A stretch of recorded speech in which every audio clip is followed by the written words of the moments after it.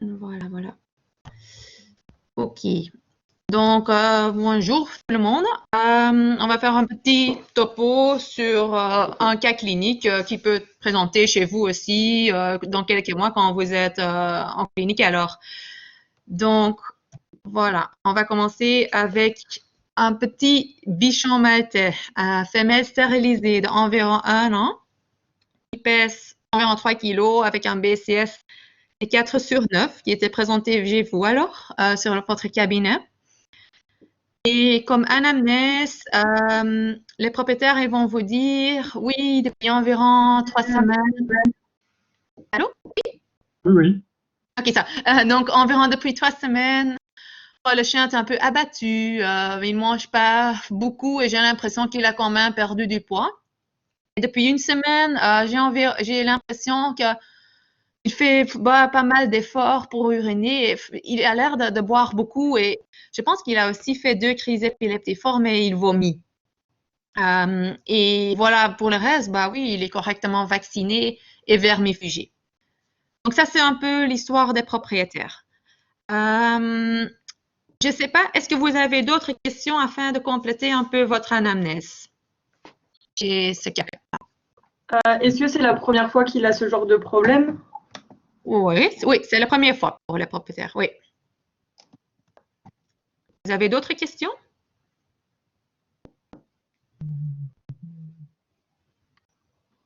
Non, pas d'autres. Donc, comme ça, c'est clair pour vous. Par exemple, ce qu'on peut demander au propriétaire, parce qu'il dit oui, il vomit, mais est-ce que toi, tu es sûr que ce sont des vomissements? Est-ce que ce ne sont pas des régurgitations, par exemple? Comment est-ce qu'on peut faire la différence entre les deux? Qu'est-ce qu'on va, ouais, qu'est-ce Il qu'on y a va des poser? contractions abdominales. Ouais, c'est ça. Ouais, quoi d'autre? Contenu? Enfin, qu'est-ce qu'il vomit? Mhm, C'est plutôt alimentaire ou juste mhm, les ouais. aliments non digérés qui ressortent directement après avoir mangé? Quand est-ce qu'il vomit ou quand est-ce qu'il a ses crises? On peut demander aussi? Oui, ça va. Oui, c'est un peu tout. Oui, c'est bien, c'est bien, c'est bien. Donc, voilà, tu peux aussi demander est-ce que ça vient directement après manger? Est-ce que ça prend du temps après ou pas? Et ici, selon les propriétaires, ce sont des vrais vomissements. Alors, donc, ils voient clairement qu'il y a des contractions abdominales, ils voient que le chien est nauséeux avant et que c'est environ 30 minutes après manger. Voilà. Est-ce que vous avez encore d'autres questions pour compléter un peu, pour avoir toutes les infos?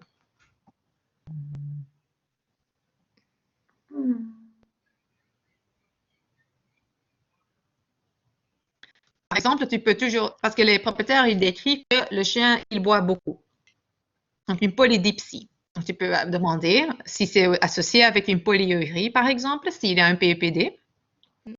Comment est-ce qu'on peut faire, qu'est-ce qu'on va poser comme question au propriétaire pour savoir s'il y a un PEPD, oui ou non? On demande s'il le sort plus souvent, s'il ne retrouve pas, par exemple, de l'urine dans la maison, quand il ne le sort pas assez, ce genre de choses. Ouais. Et vraiment pour être quoi d'autre au niveau de ces urines? Qu'est-ce qu'ils peuvent observer à la maison? S'il n'y a pas du sang, par exemple, dedans. Ah oui. Pour le PEPD? Non, si les urines sont plus claires que d'habitude ou... Voilà, exact. Si ils sont clairs, s'ils sont assez jaunes ou non. Donc, ça, c'est une bonne question. Et pour vraiment être sûr, si le chien présente vraiment une polydipsie, c'est un chien qui pèse 3 kilos. À partir de quel moment est-ce qu'on parle d'une PEPD? Je sais pas s'il fait plus de 300 ml. Par jour, oui. Donc, environ, on dit à partir de 100 millilitres par kilo par jour. Si c'est plus que ça, voilà. Et si c'est plus que 300 millilitres par jour, oui, on parle de PPD. Ce qui était pour les propriétaires clairement le cas ici.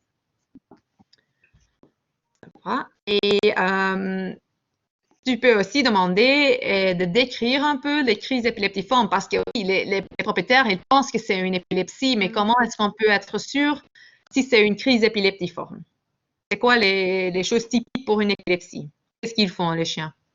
On a du prodrome, donc avant déjà il va pas bien et on a une phase de récupération aussi qui est plus lente. Ouais, exact. Ouais. Quoi d'autre? Pendant la crise, donc ça c'est la phase préictale, et pendant la crise, qu'est-ce qu'ils font souvent? Une perte de On a- conscience. Pardon. J'ai pas bien compris. Est-ce que tu peux répéter? Je crois que j'ai parlé en même temps que quelqu'un d'autre en fait. Ah Non. oui, je pense aussi. Bah, peu importe, hein, vas-y si tu veux. Non, bah vas-y, je t'en prie.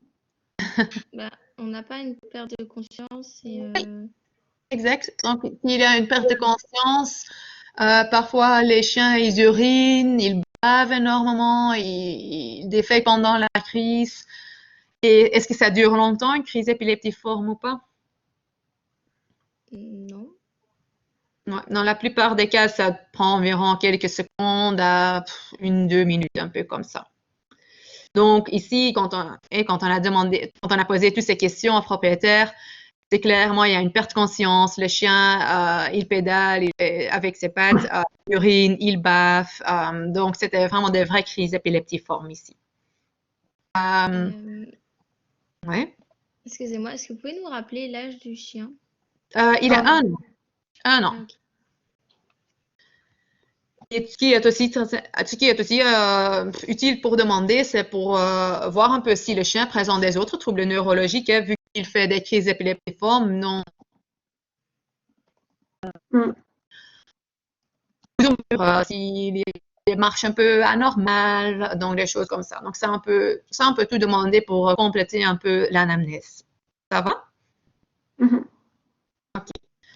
Voilà. Donc après que tu as fait votre anamnèse avec le propriétaire, on va faire notre examen clinique. Donc, ce sont d'autres questions. Donc, comme aussi, donc, on peut toujours demander si on a des troubles digestifs, vomissement versus régurgité, est-ce que c'est un vrai PEPD? Est-ce qu'aussi, quelqu'un a dit, est-ce que le chien présente une hématurie? Est-ce qu'on a des autres troubles urinaires? Est-ce qu'on a des vraies crises épileptiformes? Et est-ce qu'on a des autres troubles neurologiques? Donc, ça, on peut tout encore demander au propriétaire pour être complet. Donc, ensuite, on fait notre examen clinique. Est-ce qu'il y a quelque chose sur votre examen clinique qui est pour vous, ou l'examen en général du chien, est-ce qu'il y a quelque chose qui est pour vous très important pour faire attention? Est-ce qu'il y a quelque chose que vous allez faire alors en plus? On va regarder déjà s'il n'est pas déshydraté, non? Vu qu'il a... Mhm. Enfin, même s'il a une polyurie, vu qu'il a une Ouais, polyurie. ouais. Même s'il a une polyurie. Mhm. Bah, un examen neuro. On peut refaire un Exact. examen neuro complet. Voilà, exact. Donc, on va faire un examen neurologique et un examen clinique. Et au niveau examen clinique et neuro, c'était peu remarquable. Donc ça ne va pas nous aider. C'est quoi votre liste de problèmes avec ce chien maintenant? Tu as fait une anamnèse, tu as fait un examen clinique, ou avec notre examen clinique, on n'a pas grand-chose, ni avec notre examen neuro. Donc, c'est la liste de problèmes principale pour ce chien ici. Je reviens vers votre anamnèse.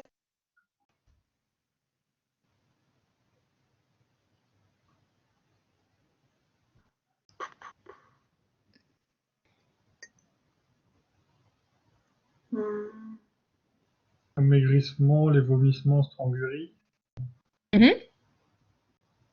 Ouais.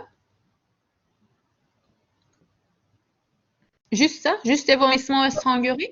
Ou... Bah non, du coup, épilepsie. Ouais. Et puis PIPD.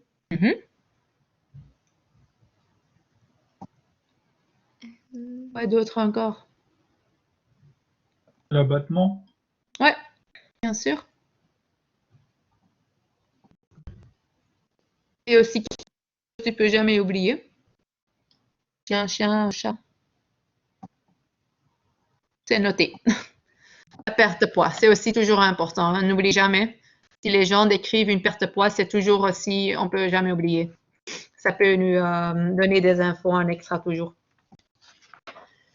Donc, je pense On va faire, donc on a notre liste de problèmes ici, donc des crises épileptiformes généralisées, une PPD, des vomissements, strangurie avec possible pollakiurie, perte de poids, abattement et dysorexie.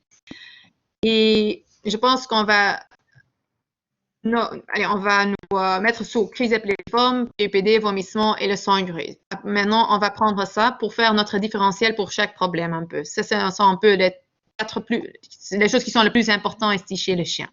Parce qu'on peut faire le différentiel pour une dysorexie, pour un abattement, c'est assez large aussi. Donc, on va prendre d'abord, on va commencer, c'est quoi votre différentiel pour des crises épileptiformes chez un chien? Des grandes catégories, hein, donc en gros. On a intracrânien et extracrânien déjà. Oui. Ouais. Donc intracrânial, tu veux dire quoi alors? Des causes structurelles, donc plutôt, donc ouais. Ouais, c'est ça. Et après, en extracrânien. Et quoi en extracrâniel alors? On peut Par faire. exemple, chez les chiots de Rastoy, on peut avoir les hypoglycémies. On peut avoir des. Ouais, c'est ça. Donc, en gros, on a, oui, des causes métaboliques, comme tu dis, hein, donc des anomalies, des causes toxiques, des causes structurelles, donc plutôt intracrâniennes ou idiopathiques. Donc, comme cause métabolique, à quoi est-ce que vous pensez alors, exact?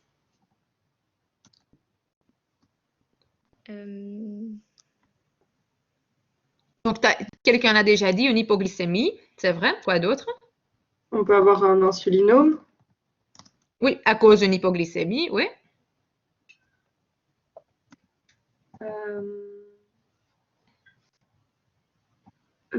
Toxique. J'allais dire le chien de portosystémique, on compte ça dans congénital. Ou ça peut aller avec métabolique. C'est aussi métabolique à cause d'un problème hépatique, on peut dire, un problème du foie. Ok.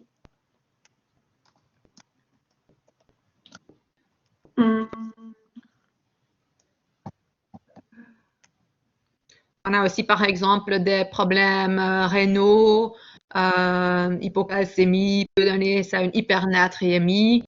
Donc, voilà. Et on voit ça chez des chiens âgés, chez des jeunes chiens ou tous les âges. Est-ce qu'on voit ça n'importe quand? Les chiens âgés plutôt qui font des problèmes rénaux. Les chiens âgés?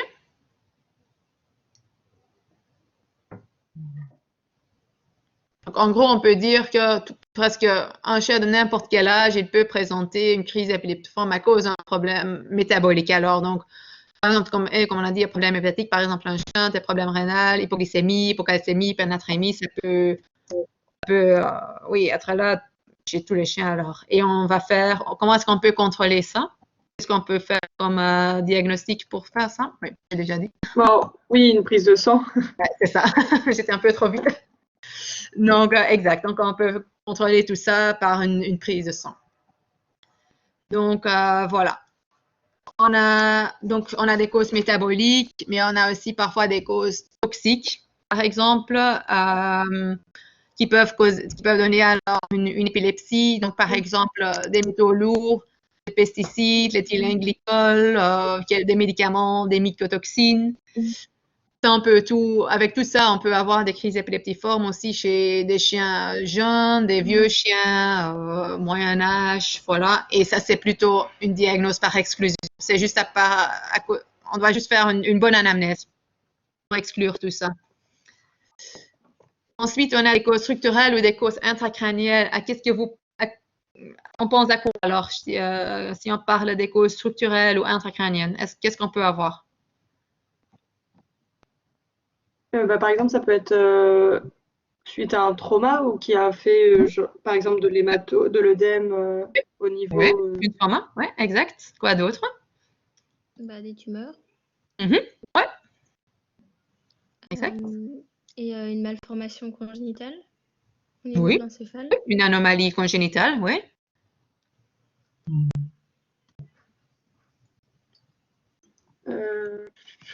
Une infection, non? Oui, une méningite, par exemple. Exact, donc une méningite ou par une infection, par exemple une toxoplasmose, une néosporose ou méningite juste un non infectieuse, donc inflammatoire, qui répond par exemple aux corticaux.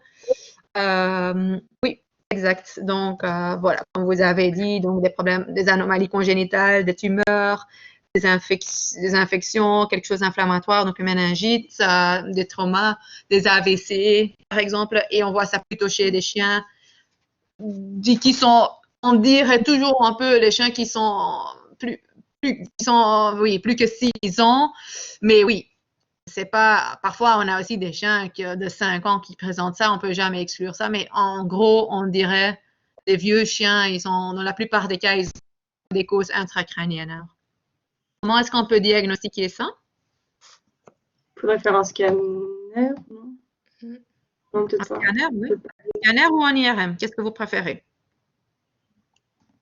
Un IRM pour Oui, pourquoi? Pourquoi? Parce que c'est plus précis au niveau des tissus mous. Enfin, oui, il me semble qu'on a une plus grande précision entre... Ouais. Oui, exact.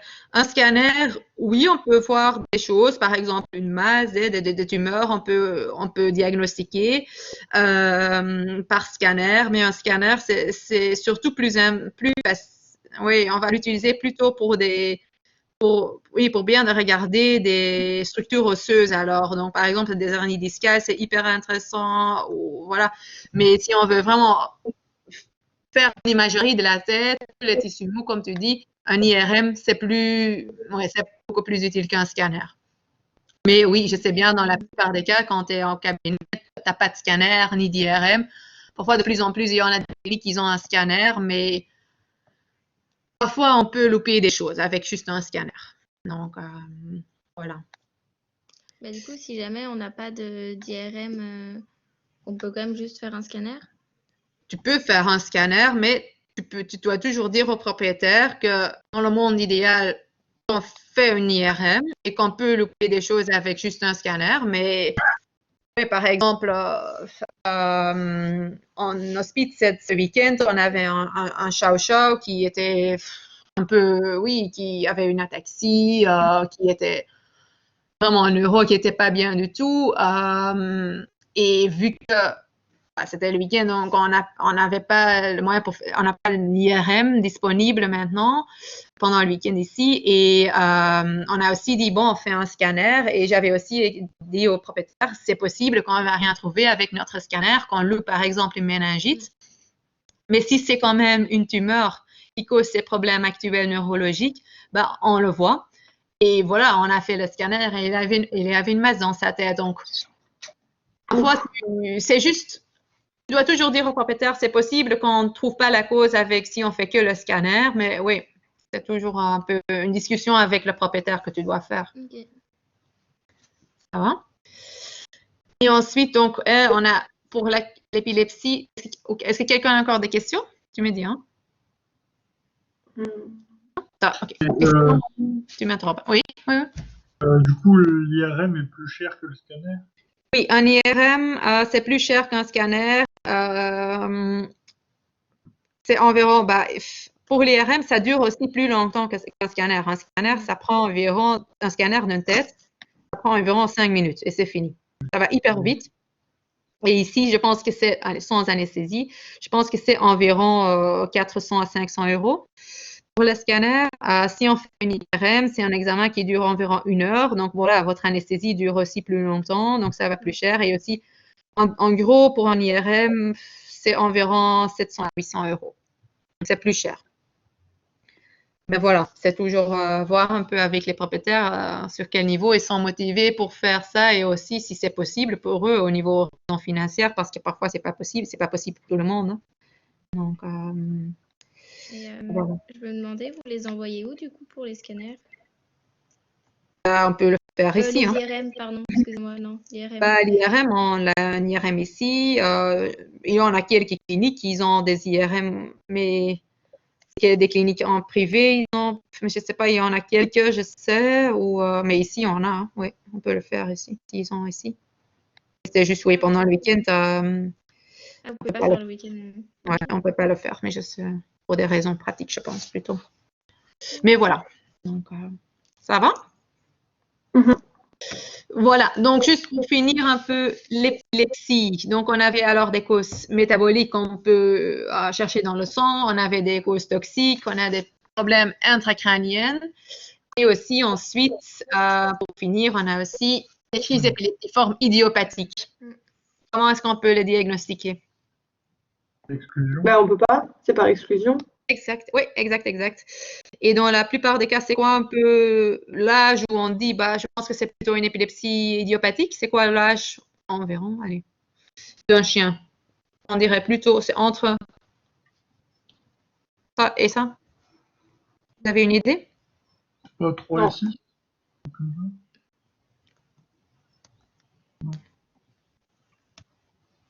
En gros, on dit entre 6 mois et 6 ans. Mais bon, c'est la théorie, hein. Donc, toujours un peu, ça peut être quelque chose d'autre, mais en gros, on dit entre 6 mois et 6 ans. Donc, voilà. Donc, ça, c'est un peu pour l'épilepsie. Si on fait ensuite, notre deuxième problème chez ce chien était une PEPD. Donc, voilà, ça, c'est encore pour l'épilepsie. C'est quoi votre différentiel pour une PEPD? C'est une liste assez large, ça, mais à quelle possible maladie est-ce que vous pensez quand il y a un chien qui est présent dans votre cabinet dans quelques mois avec dire il boit beaucoup, il urine beaucoup et voilà, tu poses un peu tes questions et il y a clairement une PEPD. À quelle maladie est-ce que vous pensez? Le diabète. Diabète. Oui, diabète sucré, ouais, pas d'autre. Une insuffisance rénale. Ouais.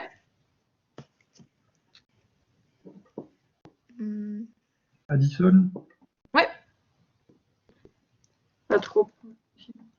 Un Cushing aussi, du coup. Oui, bien sûr.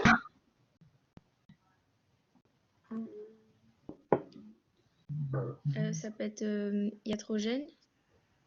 Oui, exact. Et, On a pris quelques médicaments. Et psychogène. Oui.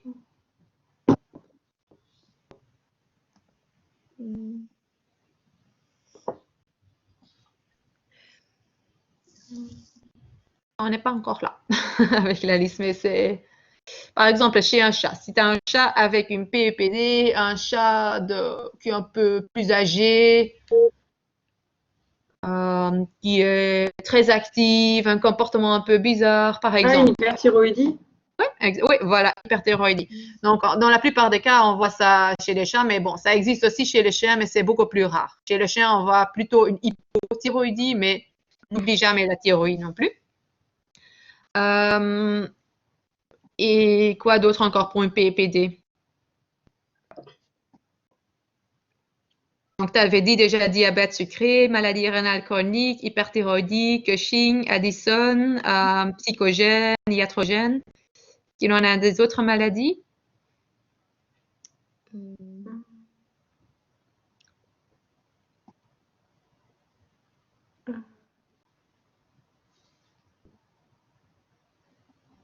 Il y a...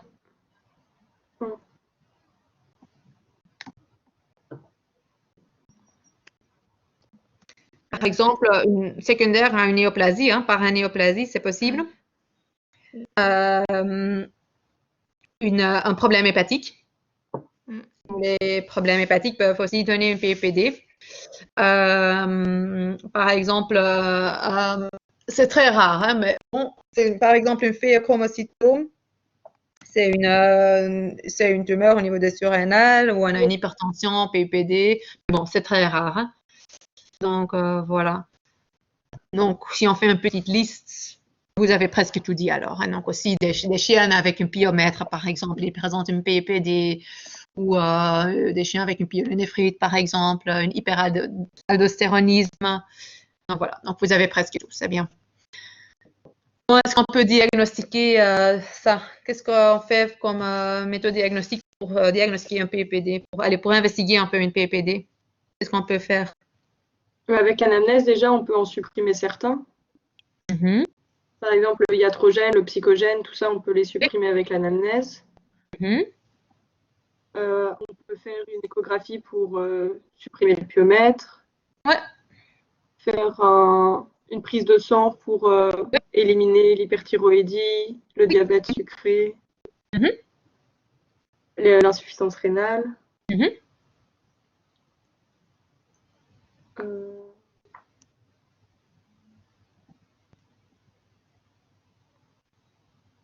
Et pour, par exemple, le diabète sucré, est-ce que ça suffit de faire juste une prise de sang ou est-ce que tu as encore besoin? Juste une analyse urinaire en plus aussi. Exact. Et oui, par exemple, pour la maladie de Cushing, on a encore des tests spécifiques. Test à la CTH. Ouais, voilà, des choses. Ouais, exact. Donc, voilà. Donc, très bien. Donc, après la PEPD, on a aussi un chien qui vomit. C'est quoi votre différentiel pour des vomissements en gros? Donc, deux grandes catégories pour des vomissements chez un chien ou un chat. Deux grandes catégories? Oui, en gros.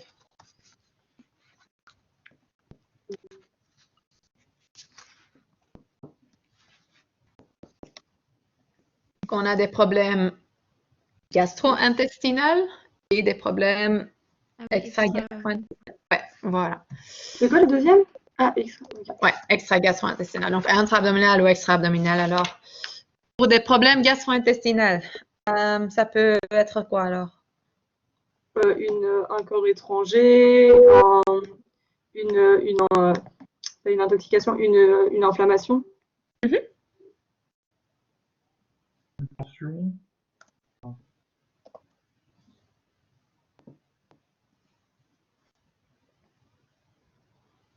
Donc, une inflammation, on a déjà, corps étranger, quoi d'autre? Une torsion de l'estomac. Une quoi? Torsion. Ouais, torsion.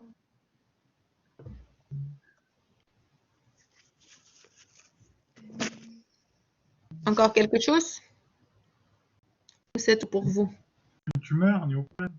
Tumeur, toujours, jamais oublié, malheureusement.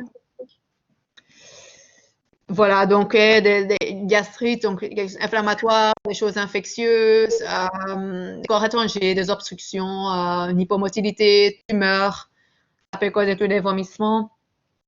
Si on parle des choses qui sont pas dans le tube gastro-intestinal, mais quand même intra-abdominal, on pense à quoi? Quelle possible maladie? Donc, on parle des problèmes au niveau du... Oui, au niveau des intestins. Ouais, mais pas gastro, donc pas, pas au niveau estomac, pas au niveau de l'intestin. Mais... Les reins, le foie. Ouais, exact.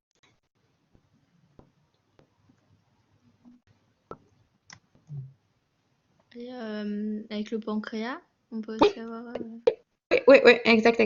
Donc une pancréatite, bien sûr, j'ai jamais oublié.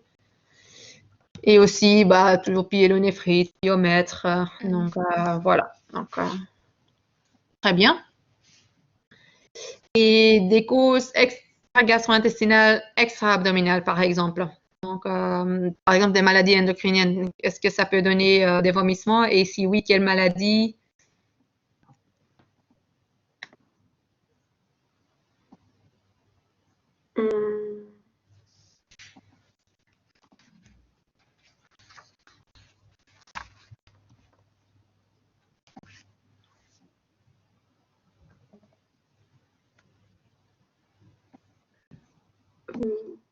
Une Addison, est-ce que ça peut donner des vomissements? Non. Ça peut, c'est possible, ouais. Ah bon. C'est pas grave. Par exemple, aussi une hyperthyroïdie. Ça peut donner des vomissements, une intoxication, la prise des médicaments, intolérance à l'alimentation. Voilà, donc ça peut toujours donner des vomissements. Voilà, et voilà, donc on a fait un différentiel pour des crises épileptiformes, PEPD et vomissements. On fait juste encore un petit différentiel pour le strangurie, polachyurie. À quoi est-ce que vous pensez pour ça? Un chien qui présente avec une strangurie ou une polachyurie. Tu penses à quoi? J'ai pas bien compris parce qu'il y en a deux qui parlaient en même temps. Mais on a dit la même chose. Marie a dit une infection et moi j'ai dit une cystite. Ouais, donc une cystite ou bactérienne ou juste inflammatoire, oui. Pas d'autres? Une obstruction, donc calcul, tumeur. Oui, donc des urolites, des tumeurs. Exact. Oui, ou des autres anomalies au niveau anatomie, des structures, au niveau de l'urètre. Donc voilà, vous avez des cystites, des urolites, tumeurs. Donc voilà, on a tout fait un peu différentiel pour chaque problème. C'est quoi maintenant? C'est quoi alors maintenant? Qu'est-ce qu'on va faire? Est-ce qu'on va faire des examens complémentaires? Si oui, et avec quoi est-ce que vous allez commencer? Une prise de sang en premier. Oui, et on peut faire, quelle analyse on peut faire aussi dans le privé facilement? Une prise de sang et, juste pour commencer déjà.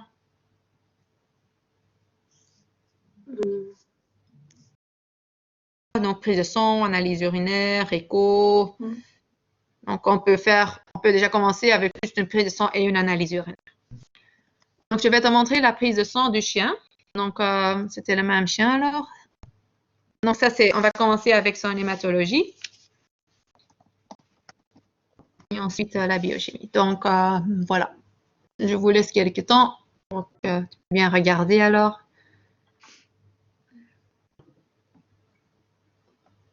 C'est juste une question. C'est quoi déjà l'IDR sur la prise de sang? L'IDR, c'est... attends, c'est quoi le mot exact?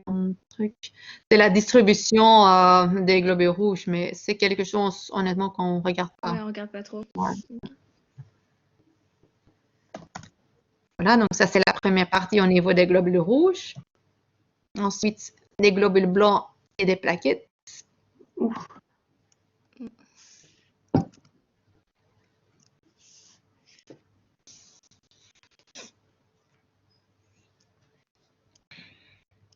Voilà. En gros, on a quelle anomalie avec notre hématologie? On voit quoi? Une pensée. Une leucocytose. Ouais, j'allais dire ça aussi, Leucocytose ouais. généralisée avec, oui, neutrophilie, lymphocytose, monocytose, ouais. On a une thrombocytopénie. Ici, avec... Et une anémie. Oui. Quel type d'anémie? Régénérative. Régénérative, exact, parce qu'on voit que les réticulocytes sont à 2088 et les normes hautes, c'est 110, donc c'est bien régénératif. Exact. Donc, voilà. Et on peut dire encore normochrome, normocytaire, avec le VGM-CCMH. Donc, voilà. Donc, on a, comme vous avez dit, anémie régénérative modérée, leucocytose, neutrophilie, lymphocytose, monocytose et une thrombocytopénie. Si tu as un chien qui a une thrombocytopénie, comment est-ce qu'on peut être sûr si c'est vrai ou pas? On fait un frottis. Oui, exact. Parce que parfois, quand on a des petits amas plaquettaires, la machine, donc la machine par exemple ici ou les autres machines hématologiques, ils ne comptent pas des amas plaquettaires. Et donc, il y a une fausse thrombocytopénie. Donc, c'est toujours quand tu as un chien avec une thrombocytopénie, c'est toujours intéressant de vérifier ça avec un frottis sanguin pour être sûr s'il n'y a pas d'amas plaquettaire en périphérie, par exemple. On n'oublie jamais. Voilà, donc ça, c'est pour des anomalies au niveau de l'hématologie. Ensuite, on a la biochimie.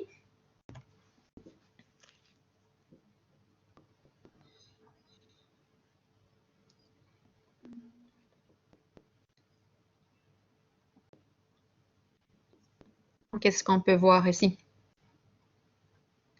Une azotémie. Azotémie? Non, c'est ouvert. Ah non, ça se dit pas comme ça. Non, ils sont diminués. Une insuffisance rénale. Bah, insuffisance rénale, ce serait augmenté plutôt, non? Ouais, exact. Ah oui, je suis bête. C'est trop bas ici. Ah oui, je suis fatiguée. C'est lent. Donc oui, on voit que les valeurs rénales sont diminuées, donc pas augmentées. On a c'est une dilution. On a une hypoprotéinémie, même si elle est légère. Oui, exact. Due à l'anémie. Et aussi des alates qui sont légèrement augmentées, les pales, bon, c'est pas pour moi significatif honnêtement pour dire que c'est fort augmenté. Donc on a donc une urée et créatinine bas, une hypoprotéinémie avec une hypoalbuminémie et des alates 2 fois les normes. Donc voilà. Et ensuite, donc, on a fait la prise de sang, on va faire une petite analyse urinaire. Est-ce que vous pensez que la densité va être normale chez ce chien quand un chien présente une PUPD? Non. Non, voilà. Tu penses à quoi alors? Donc, On va avoir une densité qui va être inférieure à la norme. ouais.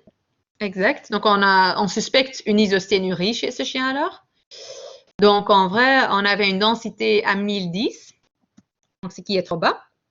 La tigette, donc on n'a pas de signe de glucosurie, pas de signe de protéinurie, c'était plutôt peu remarquable. En cytologie, on n'a pas vu des bactéries ni des cellules inflammatoires qui font penser à des signes de cystite. Et en sédiment urinaire, on a des cristaux.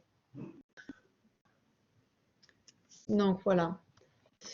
Donc voilà.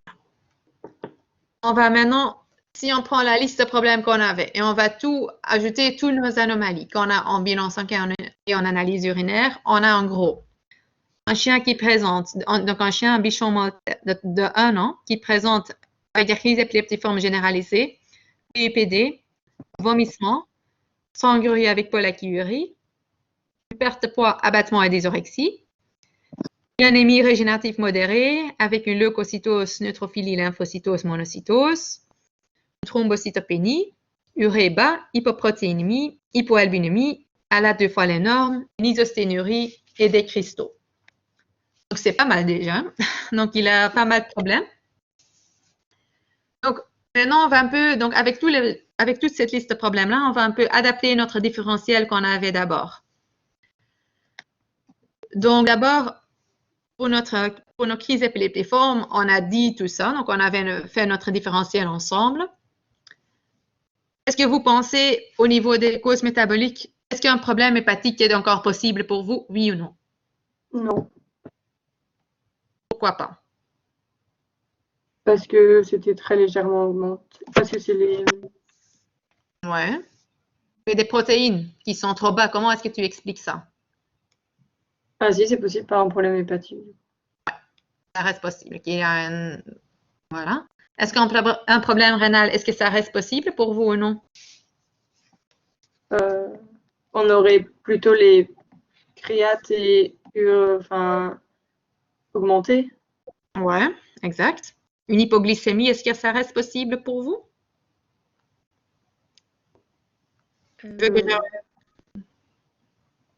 Si on va regarder donc la Ah non, glucose. on l'avait. Je sais plus si on l'avait. Ouais, donc non. Ah oui, bah non. Ouais, Mhm. Normal. C'est normal. Ça semble moins probable alors. Le calcium, c'était normal. Sodium aussi normal.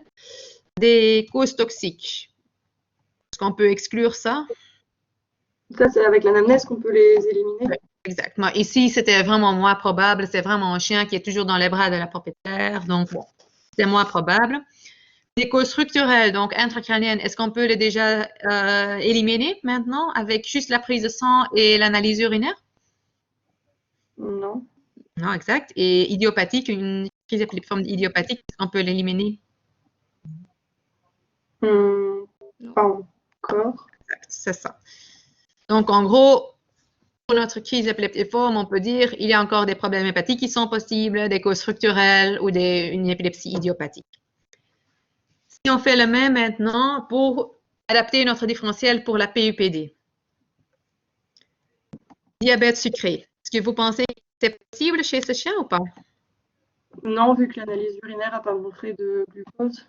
Voilà, exact. On n'a pas d'hyperglycémie ni de glucosurie. Donc, non. Maladie rénale chronique? Non. Ouais, voilà, exact. Vous avez déjà dit. Mais on n'a pas de problème hépatique. Ça restait possible. Vous avez dit hyperthyroïdie. Est-ce que vous pensez que c'est possible? Ou est-ce qu'on ne peut pas encore exclure? On n'a pas dosé les...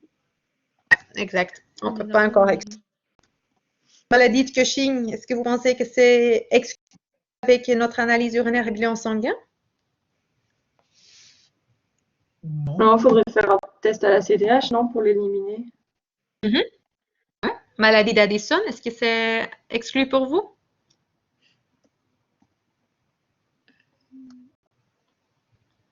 Qu'est-ce qu'on voit typiquement avec une maladie d'Addison Il me semble qu'on dans notre bilan sanguin? C'est pas une hyponatrémie? Hyponatrémie et Et le potassium, c'est haut ou bas?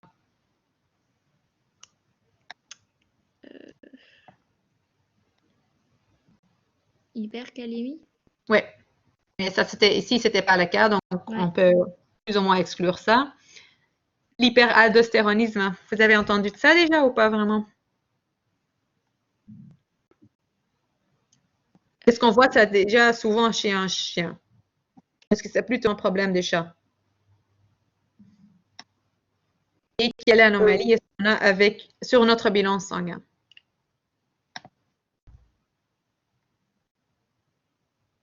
Donc,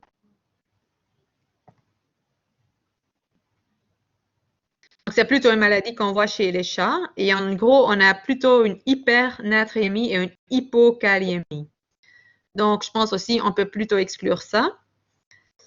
La pyélonéphrite, est-ce qu'on peut l'exclure ici? Non, je pense pas. Si, On l'aurait vu à l'écho, non? on n'a pas fait d'écho. On n'a pas encore fait l'écho. Ah oui, Mais c'est dans vrai. notre analyse urinaire, on n'a pas vraiment. Ah, on n'a pas de cellules inflammatoire. On pense pas vraiment, mais bon, on n'a pas. C'est un chien stérilisé, donc on peut exclure. Si on n'a pas dosé ici, phéochrome, on peut l'exclure ou pas? Ou une néoplasie, est-ce qu'on peut l'exclure des laisser? Non. Exact. Et au niveau des médicaments, bah, voilà, il n'a déjà pas reçu des traitements. Donc ici, pour le PPD, il reste possible un problème de thyroïdie, Cushing, pyélonéphrite, leucomocytome ou une néoplasie. Voilà. Et si on fait la même pour les vomissements, est-ce qu'on peut déjà exclure quelque chose ici avec juste la prise de sang et juste l'analyse urinaire? Est-ce qu'on peut exclure des causes gastro-intestinales? Non. Non. Est-ce qu'on peut exclure une pancréatite? Après, on aurait une forte douleur abdo qui est quand même pas dans l'anamnèse, mais juste sur examen des. On peut pas Le l'exclure chien juste. n'était pas douloureux. N'était pas douloureux. Mais bon. On peut toujours dire, on peut pas complètement exclure, on n'a pas les images échographiques, mais je pense que c'est un peu entre oui et non maintenant. Et aussi, bon, voilà, hyperthyroïdie, on n'a pas dosé le T4 et une intolérance à l'alimentation, on ne peut pas dire ça comme ça. Et le même ensuite pour une cholachyurie, sangurie, cystite inflammatoire ou bactérienne, vous pensez que ça reste possible? Non, parce qu'on n'en a pas eu à l'analyse d'urine. Des urolytes, des calculs, ça reste possible? Oui, on en a eu ça. On a des cristaux, vu des cristaux, tumeurs ou des anomalies anatomiques, structures, ça reste possible pour vous? Oui. Ouais, exact. Donc voilà. Est-ce que, donc avec tout ce qu'on a, est-ce qu'il y a, c'est quoi pour vous la prochaine étape? Est-ce que vous allez faire une autre test sanguin ou par exemple pour contrôler quelque chose ou est-ce que vous faites directement une écho ou Moi, je ferais une écho. Ouais. Et est-ce qu'il y a encore une autre test sanguin? Je vais vous dire, on a encore fait un autre test sanguin ici chez ce chien. C'est non, attends, je sais pas où il est. Oui, donc une écho. Ça va, désolée, c'est ma faute. Donc, ça, c'est la description de l'écho qu'on a fait ici. Donc, on a au niveau cavité abdominale, fascicule biliaire, estomac, des reins, rate surrénale, pancréas, intestin, nœud lymphatique, c'était tout normal. On a un écho une fois de petite taille.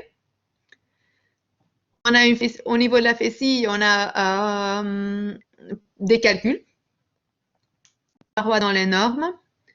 Et ce qui est très important, qu'ils ont vu un vaisseau sanguin extra-hépatique. Partant de la veine porte, il va dans la veine cave caudale. Donc, on a des anomalies au niveau du foie, la vessie, et on a un vaisseau sanguin extra-hépatique anormal. Donc, c'est quoi votre prochaine étape pour... est-ce que vous faites encore un autre test sanguin pour...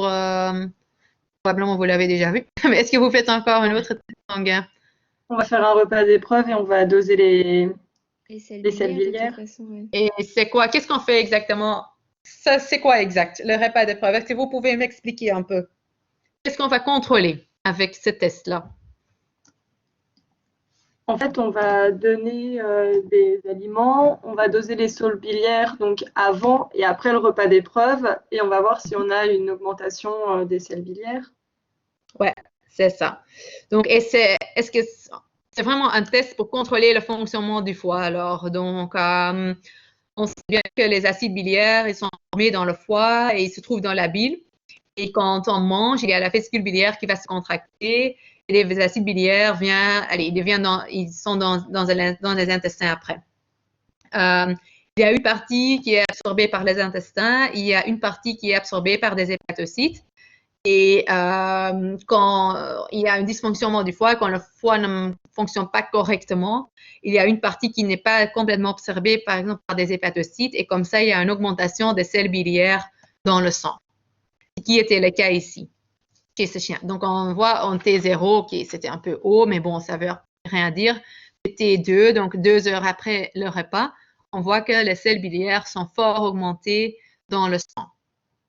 Donc, on a déjà une forte augmentation donc, des sels biliaires, qui colle avec plutôt peut-être un problème hépatique. Donc, si on adapte notre liste de problèmes qu'on avait déjà, on peut ajouter alors une microhépatie et un vaisseau sanguin extrahépatique dans notre liste de problèmes. Et si on adapte de nouveau un peu notre différentiel qu'on a fait d'abord pour les crises épileptiformes, un problème hépatique, bon, ça reste possible, vu tout ce qu'on a vu, les bilans sanguins, etc. Les causes structurelles ou une épilepsie idiopathique, bah, on n'a pas fait d'imagerie en couple, donc on ne peut pas complètement exclure. Donc, je pense que notre différentiel reste un peu le même. Si on va adapter notre différentiel pour la PEPD, est-ce que la maladie de Cushing reste encore possible pour vous? Non. Et pourquoi? Bah, c'est juste que là, du coup, on part sur un shunt portosystémique. Oui, mais bon, on va être doucement. Mais est-ce qu'avec l'écho, est-ce que vous pensez qu'une maladie de Cushing reste possible ou pas? Juste à base de ton écho que tu as fait, par exemple. Bah, nos surrénales étaient normales, il me semble. C'est ça. Donc, Pyélonéphrite non plus, on n'a pas de signes des signes qui sont compatibles avec une pyélonéphrite, comme par exemple une graisse hyperéchogène, qu'on voit normalement en écho. On a une masse, on n'a pas vu, phéochromocytome, on n'a pas vu des masses surrénaliennes, par exemple. Donc, problème hépatique reste le plus probable. OK, hyperthyroïdie, on n'a pas dosé le T4, mais semble moins probable pour nous. Mais bon, on ne peut pas encore exclure vu qu'on n'a pas le T4. Même si on adapte un peu notre différentiel pour des vomissements, au niveau des problèmes gastro-intestinaux, on n'a pas de gastrite à notre écho, on n'a pas vu de corps étranger, ni d'obstruction, ni de masse, ni de signes d'hypomotilité. Au niveau pancréatite et pyélonéphrite, bon, je pense qu'on peut exclure ça aussi. Donc, il nous reste encore des problèmes hépatiques, bon, l'hyperthyroïdie de nouveau, une intolérance à l'alimentation, mais bon, semble moins probable, j'avoue.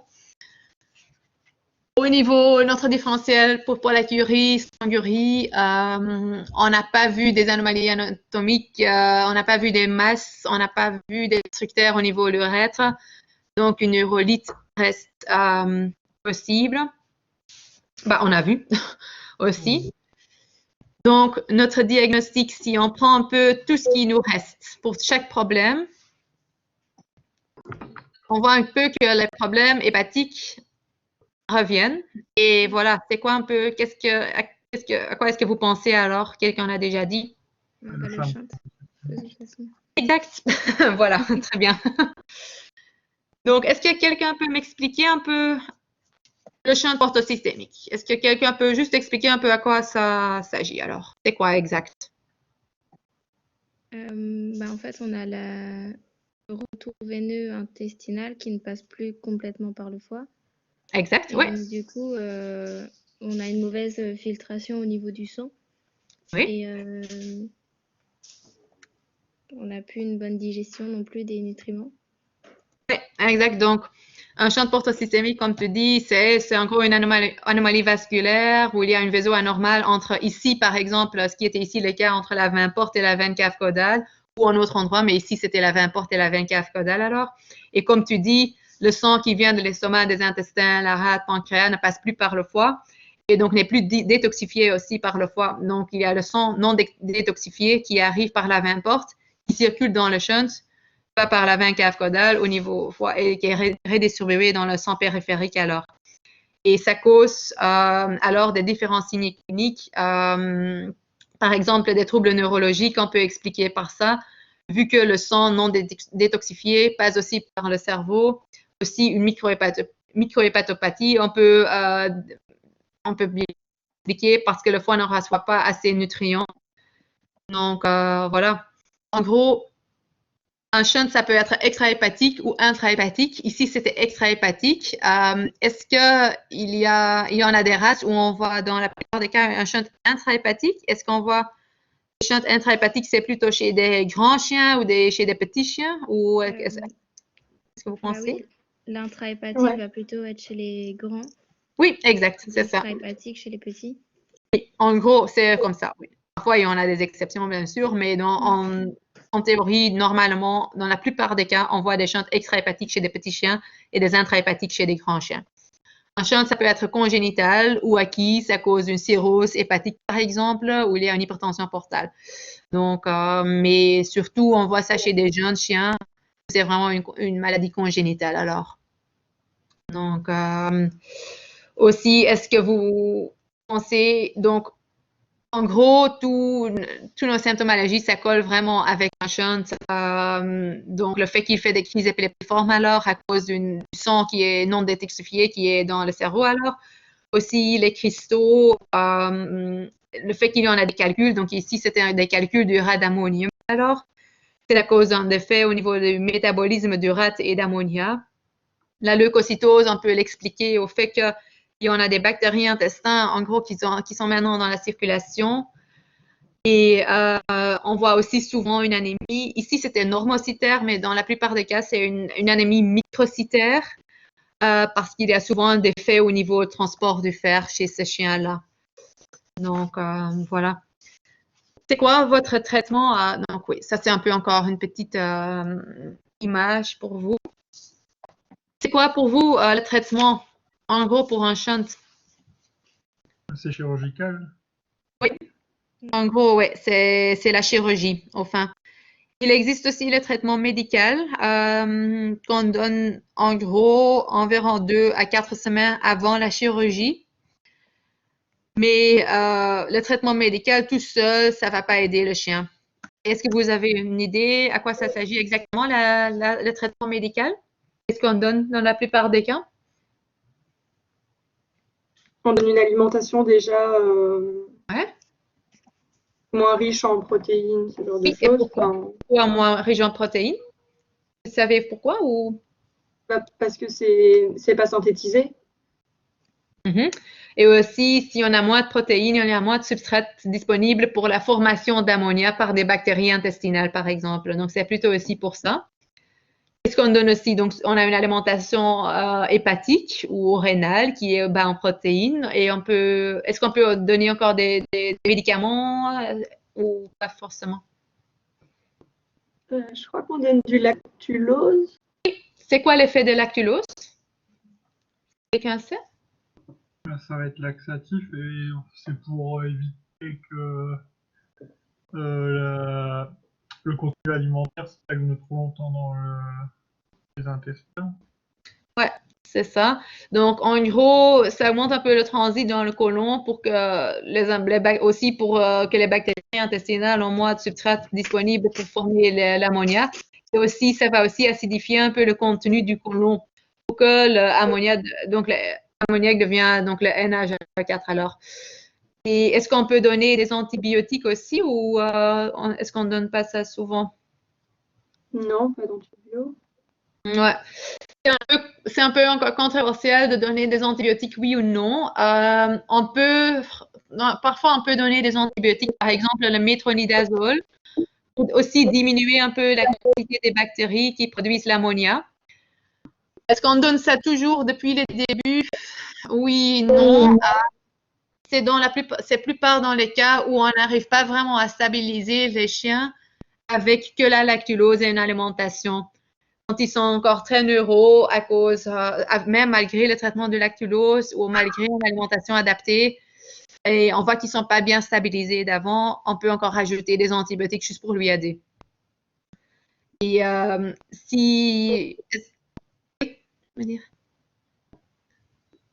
et aussi, on peut aussi donner des antiépileptiques si les chiens font souvent des crises épileptiformes. Mais là, on préfère plutôt de donner du lévétiracétam, donc c'est le Keppra, vu que ça passe pas par le foie. Donc, par exemple, le phénobarbital, c'est normalement le médicament qu'on donne le plus souvent quand on a un chien épileptiforme, je veux dire, mais ça passe par le foie. Et si on a déjà une insuffisance hépatique, donc c'est pas idéal de donner ça. Donc on préfère de donner des antiépileptiques qui passent par le foie. Et c'est plutôt donc le Keppra ou le lévétiracétam. Mais en gros, on peut donner le traitement médical, mais ça va pas sauver l'animal. En gros, c'est la chirurgie qui va aider l'animal. Est-ce que vous pensez que le pronostic c'est bien après une chirurgie? Faut voir s'il fait pas de crise au réveil. Ouais, c'est ça. En gros, on dit chez les chiens que le pronostic est assez OK. On dit environ 85% des cas, ils sont sauvés, alors ils n'ont plus de problème. Mais oui, il y a toujours des exceptions où parfois, surtout chez les chiens, on voit qu'ils font parfois encore des crises épileptiformes après, qu'on va continuer le traitement antiépileptique.